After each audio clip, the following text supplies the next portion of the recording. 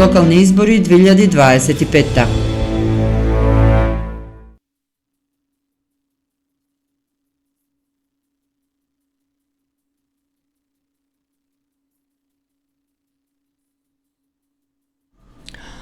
Почитувани, добар ден и добре ни дојдовте во програмата Радио што се гледа.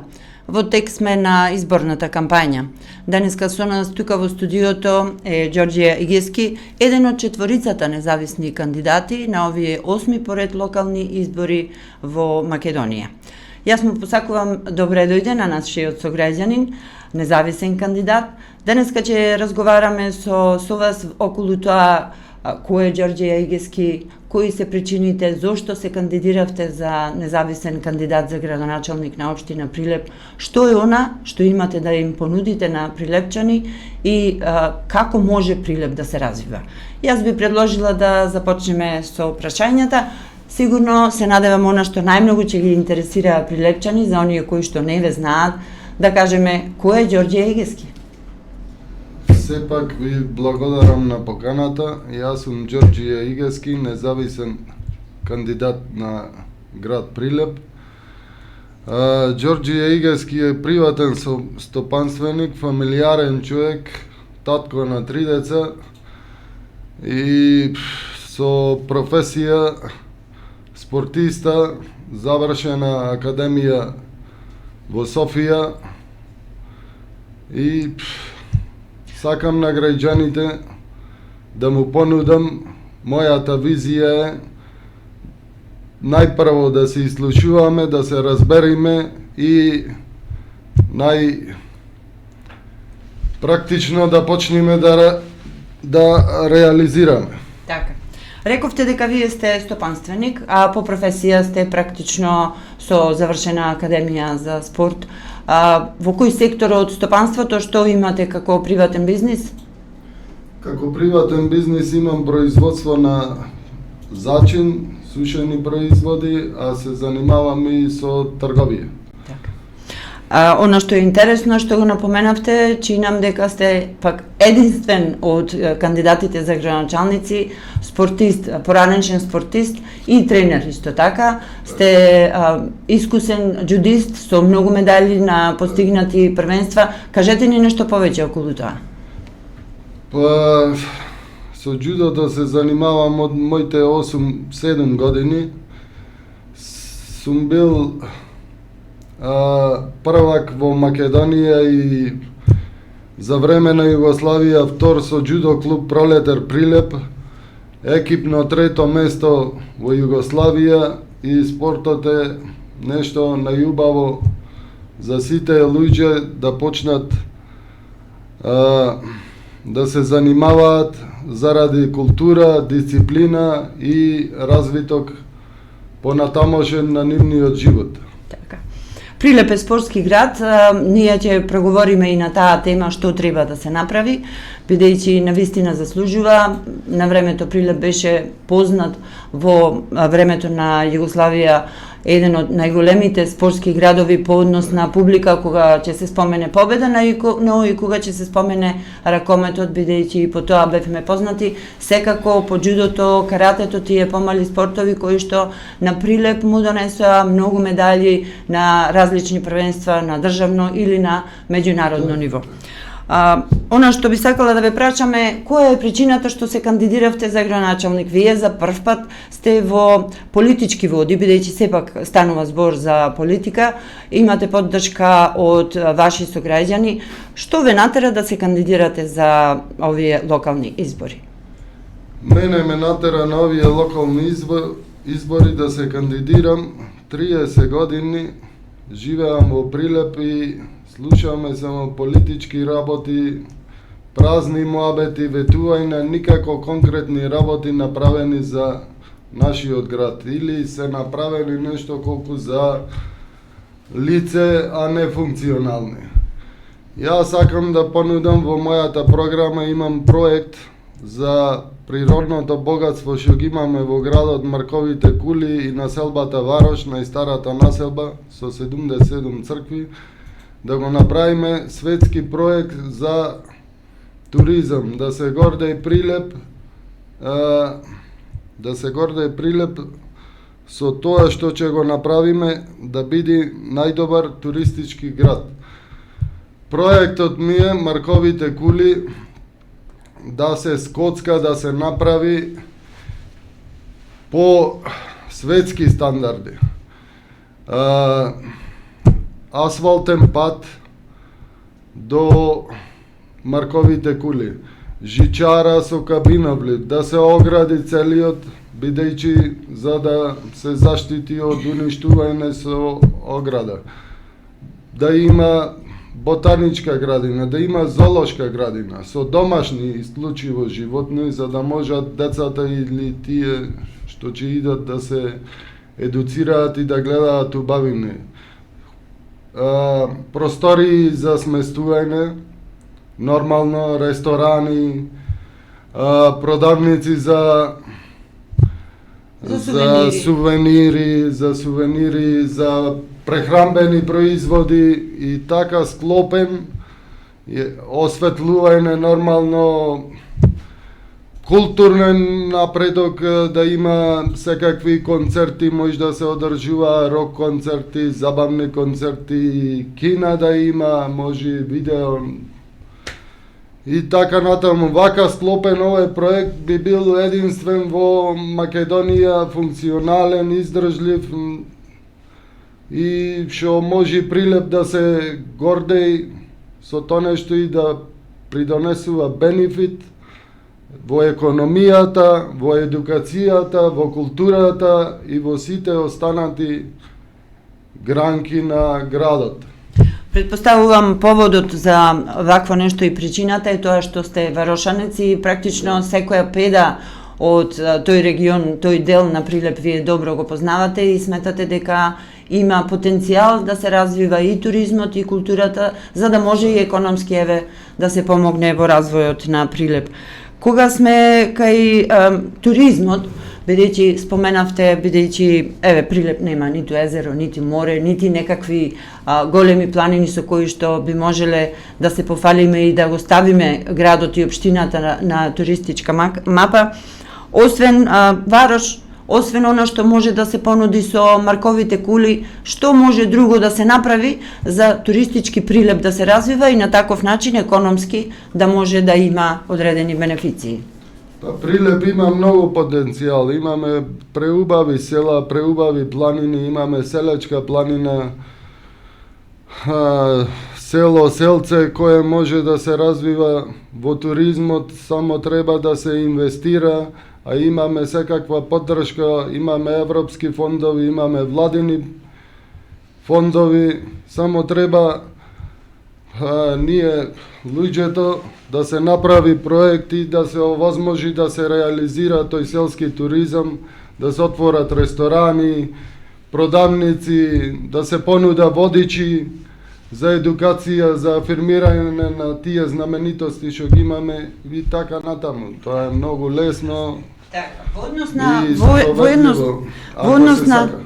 во однос на економскиот развој на Прилеп, често пати граѓаните знаат да кажат, но и историјата тоа го потврдува, дека пред повеќе децении Прилеп беше еден од најразвиените економски градови по бруто производ во поранешна Југославија. Може ли Прилеп да се врати на тие гранки, на тоа ниво и што треба да се направи во тој дел за економски развој на градот? На каков начин, вие од вашите проекти што ги имате во вашата програма, би можел економски градот да се развива?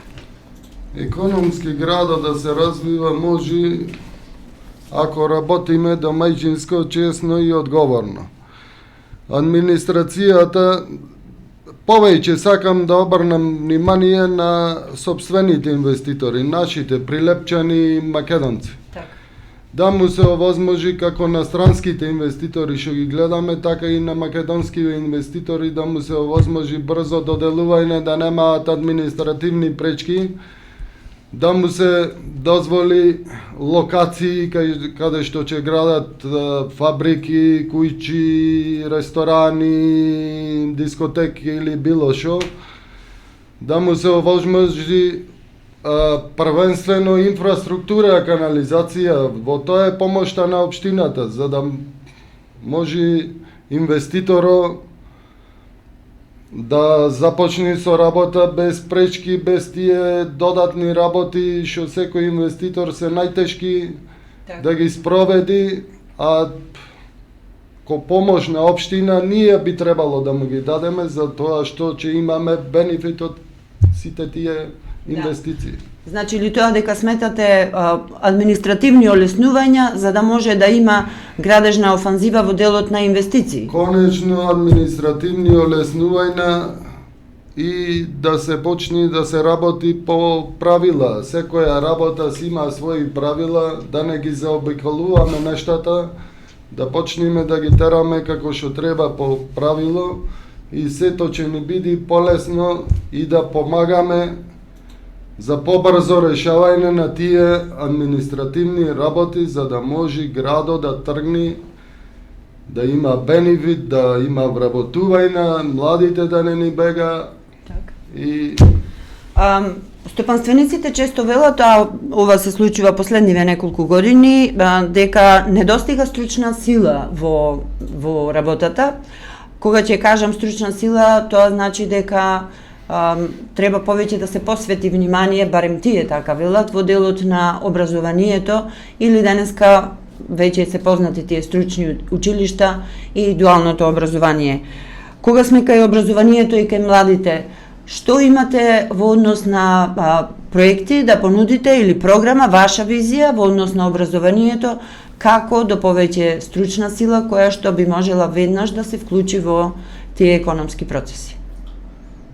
Во образованието треба да се почне да се работи, да се прават проекти, директорите што се надлежни, треба да се прават проекти, се што му фали на училиштата, да се прават проекти и да се спроведат за учениците да можат практично со добри услови да ги спроведуваат своите наставни часови.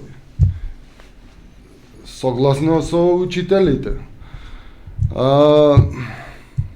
Сметам дека треба од 1 до 9 одделение да се воведи час, дали класен час или општо час, децата сами да почнат да си ги уредуваат учениците, дворовите, да волонтираат на други места, да се носат учителите, да ги носат да волонтираат кај што треба, да помагаат, да чистат, да садат, да помагаат за секакви потреби во животот. Тоа ќе помогне за културата на децата, за дисциплината на децата и одржувањето понатамошен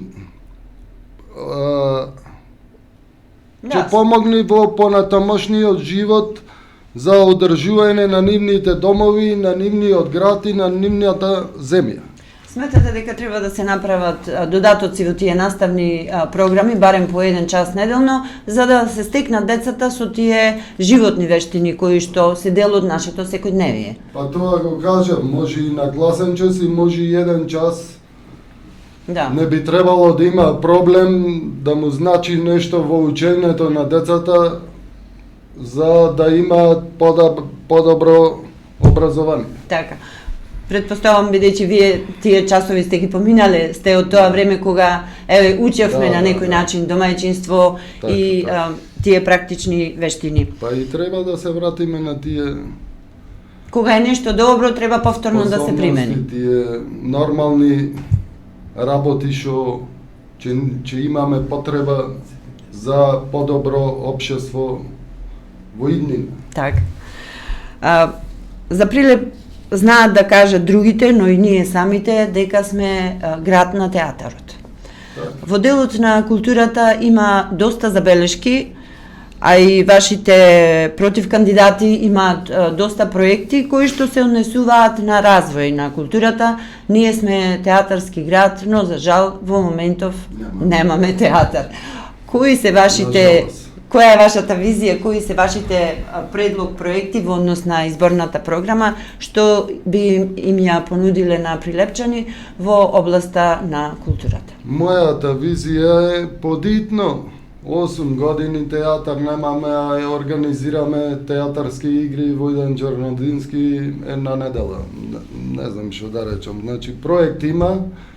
Значи, мојата визија е Марко Цепенков културниот центар да го направиме функционален и за театар, и за кино, и за секакви културни манифестации што ќе се одржуваат на едно место. И бидејќи ние во центарот на градот, тоа е, јас си велам, идеално место за таква намена. Подитно, разговарање со културните работници од театарот, опремување на сали функционални, да почне веќе од другата година нормално да се одржуваат театарски игри, сите манифестации што можеме да ги спроведуваме во градот.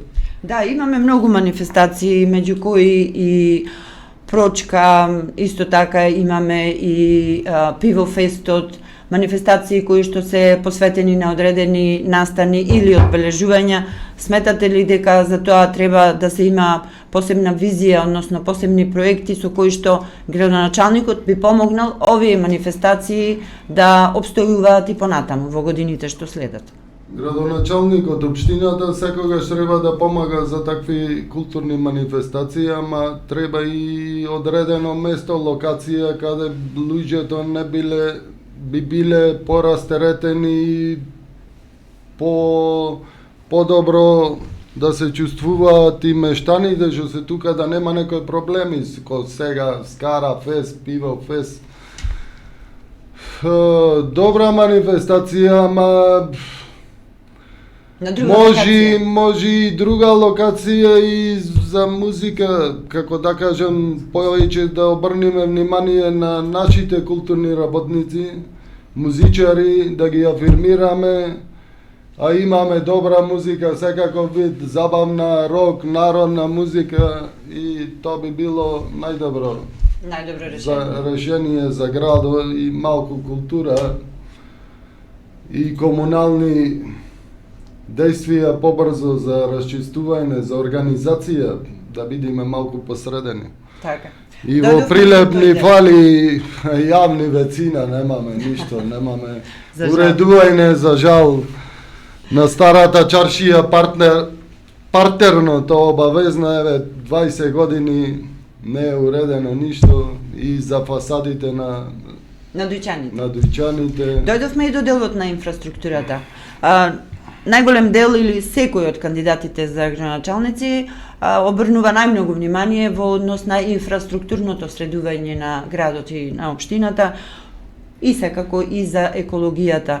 Што според вас е приоритетно во тој дел, во делот на инфраструктурата, што треба да се направи во Прилеп за да може да се функционира подобро како град и како општина, се разбира? Инфраструктура, повеќе да нема чекање, санирање на дупки, асфалтирање на патишта, да се направат, тротоари, пешачки. Во населените мести, нажалост, немаме, ние граѓаните поминуваме на улица, да не дај Господ, може нешто да се деси, прво и основно. Дали сметате дека центарот на градот е доволно уреден или треба некои други работи да се средуваат? Има ли доволно, и второ прашање, има ли доволно Прилеп паркови површини кои што може, еве, дополнително да се уредуваат или пак треба и нови паркови површини? Секогаш не е доволно, има во центарот на градот паркови, се малку подстредени. Са и ние луѓето треба да почнеме да се грижиме за нив, а во населените места треба да направиме паркови или тие што се да ги уредиме и да почнеме нормално да ги одржуваме навремено. Оти ако една ден го направиш и по еден месец да одиш да го одржаваш, тоа ништо, значи не си направил, исто ко на работа додиме една ден и по 3 дена да појдеме на работа, ќе не избрка од работа и нема да функционирам. Значи, уба е парковите сами да се одржава од комуналец нормално, ама и да му се дадат на граѓаните во тие населби или в центар нека, самите граѓани имаат желба да му се подари, да му се донира машина за косење, тие пропратни предмети што треба, машини, што се вели, зборо. Сами ќе си ги одржаваме или вода да се наместа во парковите, да се одржаваат сами граѓаните, можеме да ги одржаваме и да ни биде убаво и да ни биде средено и да ни се радува и деца и идни генерации и така натаму. Одлично. Тоа е убав предлог, бидејќи навистина има граѓани кои што пензионери или млади луѓе кои што сакаат да помогнат на некој начин и волонтерски да се вклучат во одржувањето на парковите. И дојдовме да се научиме да волонтираме од мали па до стари. И така се гради свеста и културата. Така. Она што Прилеп секако го краси се уште, а треба веднаш нешто да се преземе, е делот на спортот. Ова е поле кое што вие сте познати и признати и стручњак за тој дел, и затоа сакав како последно прашање, бидејќи имате интересни предлози во однос на тој дел. Што на Прилеп во моментов му недостига, што мора веднаш и сега да се направи за да го вратиме епитетот на спортски град, и што би направиле вие доколку бидете градоначалник на Прилеп? Во Прилеп спортот, нажалост, ни е на најниско ниво. Прво и основно на сите тренери му треба услови за работа, а и обука на тренерите за да ја обавуваат професионално нивната работа. Значи, имаме две нефункционални универзални сали, кои многу придонесуваат за спортот, за повеќе спортови да имаат услови. Не во училиштата, салите немаат време децата, спортистите, да тренираат и да се одржуваат часови. И да се одржуваат часови. Тие се користат сали за учениците, а во 8 и во 20-30 часот тренинг да држиш или до 12:00 не е во ред. Значи планирам првин двете сали универзални да се реновираат по стандарди, да се земат, ако нема инвеститор, да се земат под капа на општината. Ние ќе наместиме луѓе, менаџери што ќе менаџираат и ќе бидат под контрола.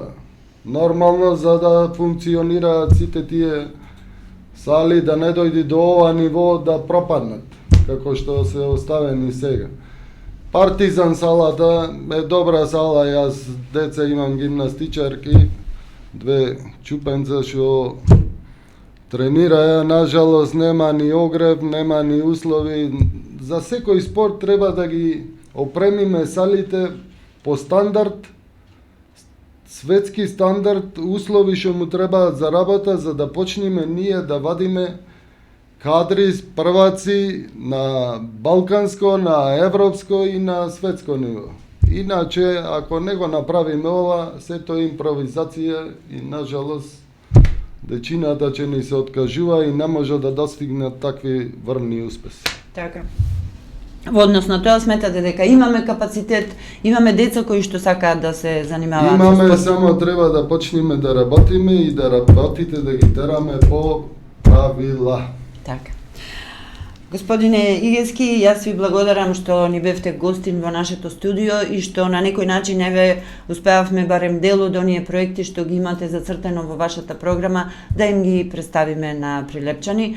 Јас се надевам дека ќе имаме повторно време да се видиме во текот на оваа изборна кампања и дополнително да ги запознаеме прилепчани за вашата кандидатура и се она што го имате како визија да го представите пред нив.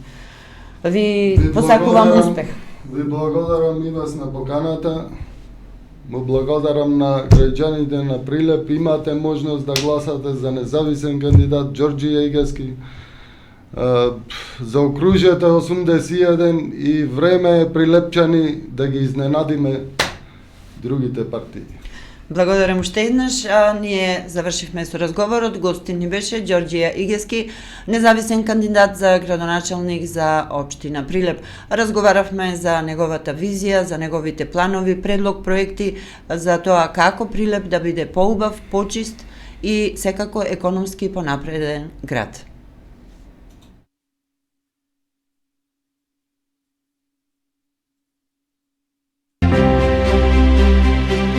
Локални избори 2025.